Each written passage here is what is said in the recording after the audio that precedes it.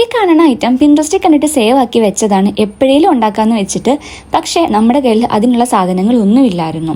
പിന്നെ സാധനങ്ങളൊക്കെ ഒപ്പിച്ച് നമ്മളതിന് പണി തുടങ്ങുമ്പോഴേ എനിക്കറിയായിരുന്നു കറക്റ്റ് അതേപോലെ ഒന്നും വരത്തില്ല. പിന്നെ എങ്ങനെയെങ്കിലൊക്കെ ഒന്ന് ഒപ്പിക്കുക എന്നുള്ളൊരു പ്രതീക്ഷയിലാണ് ഞാൻ തുടങ്ങിയപ്പോഴേ പ്രശ്നമായി. ഈ നൂല് തുടങ്ങിയപ്പോഴേ അങ്ങ് തീർന്നുപോയി. അപ്പം നമുക്ക് സെക്കൻഡ് റൗണ്ട് ചുറ്റാൻ വേണ്ടിയിട്ട് ഞാൻ ഇത്രയും കട്ടി കുറഞ്ഞ നൂല് വെച്ചിട്ടാണ് എടുത്തത്.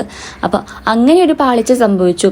അതിനുശേഷം ഒരു പാളിച്ച സംഭവിച്ചത് ഈ കാണുന്ന പോലെ ഒട്ടിച്ചെടുത്ത് ഞാൻ രണ്ടും ഒരേപോലെ ഒട്ടിച്ചെടുത്ത്. പക്ഷേ രണ്ടും ഒരേപോലെ എല്ലാവരും ഒട്ടിക്കേണ്ടത്.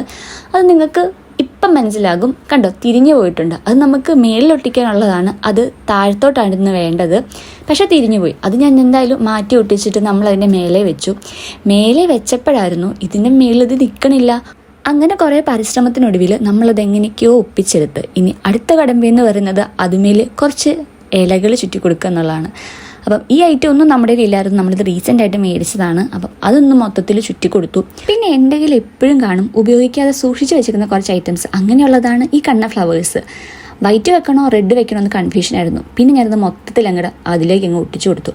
ഇച്ചിരി കളർഫുൾ ആയിക്കോട്ടെ എന്ന് വിചാരിച്ചു. അങ്ങനെ നമ്മുടെ സംഭവത്തിൻ്റെ പണി കഴിഞ്ഞ് ഞാൻ വിളക്കും കൂടി കൊളുത്തി വെച്ചു. എന്തൊരു ചൈതന്യം! അതുപോലെയൊക്കെ ഉണ്ടോ? ഇല്ലെന്ന് തോന്നുന്നല്ലേ?